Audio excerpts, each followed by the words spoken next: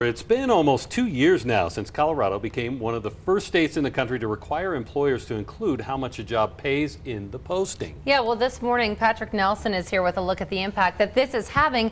And now, Patrick, some other states that are working to follow suit with this. They're absolutely taking notice about what's going on here in Colorado. This is the website with job postings for the city of Colorado Springs. And this is what we want you to take note of this morning. So as we pick one of these jobs, airport maintenance supervisor, for example, you can see that here in the postings, you can see the pay range. And this is for every one of these jobs here as you look at this posting. Again, this is the city of Colorado Springs, but this is what you'll notice across the state of Colorado when it comes to employers. And what it's doing is it's helping job seekers see if the pay lines up with their expectations before they even apply.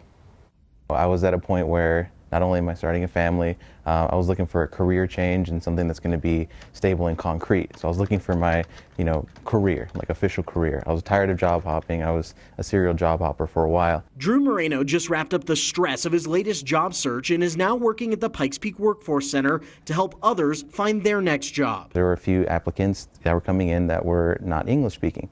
I myself am bilingual, and being able to help the community in that way, like that, moving forward, like that experience propels me like even further, like day to day. Drew says Colorado's requirement for employers to post the pay for each job he applied for completely changed his approach and his willingness to apply for more challenging jobs. It's almost taboo. When I would get advice from people from previous generation, like my parents or grandparents, they'd always say, like, just take what they give you, be happy that you have a job. And, I had that mindset going forward. I think with this policy change, I think there's going to be like a change in the way this generation thinks about what your worth is as a worker. The data shows Colorado's average hourly wage grew 11.5% between January 2021, when the wage transparency law started, and May of this year. Other states like California and New York have taken notice. Following Colorado's lead, they are two of at least 20 states now with some type of pay transparency law on the books.